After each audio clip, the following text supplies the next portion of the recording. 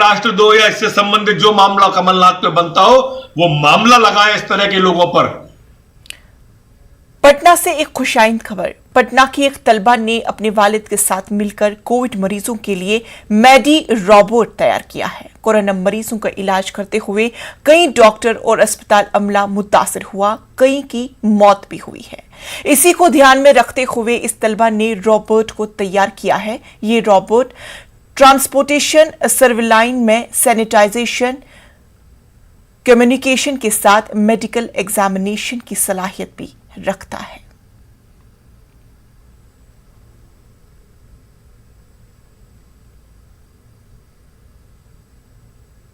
Corona के इस tsunami लहर में रोगियों का इलाज करते करते न जाने कितने स्वास्थ्यकर्मी और डॉक्टर संक्रमित हो गए और कई तो अपनी जान से हाथ धो बैठे।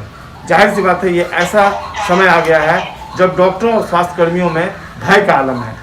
ऐसे ही माहौल में पटना के पिता और पुत्री ने एक रोबोट को ईजाद किया है जो डॉक्टरों और स्वास्थ्यकर्मियों के बिहाफ में मरीजों का इलाज कर सकता है।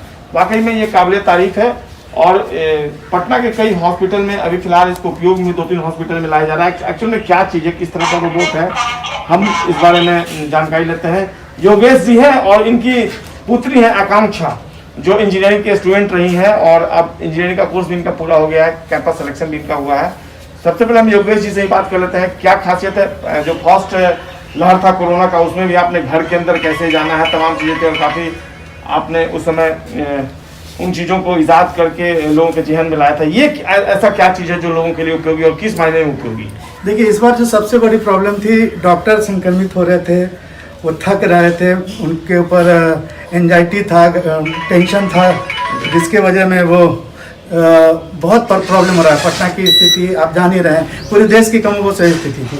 तो हमको लगा कि इस बार जो पेशेंट है घर है, उससे ज़्यादा अच्छा है कि हम डॉक्टर को सेव करने के लिए कुछ करें। रोबोट में क्या है कि आम रोबोट की तरह ये ट्रांसपोर्टेशन का काम करता है, जैसे दवा है, पानी है। एक चीज़ हम रुकना चाहेंगे, इसका मकसद क्या था बनाने के पीछे? इन्फेक्शन से बचाना, डॉक्टर को इन्फेक्शन से बचाना। मन में सबसे पहले किसका आया, पापा के या आपके?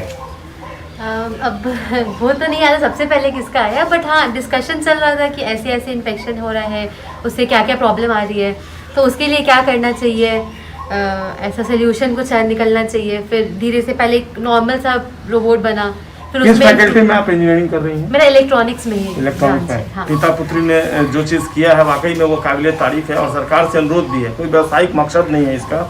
और जो लड़ाई है कोरोना के खिलाफ, और न केवल कोरोना बल्कि वैसे भी मेडिकल एग्जामिन करना हो तो उस मामले में ये रोबोट जो है काफ़ी कारगर साबित हो सकता है।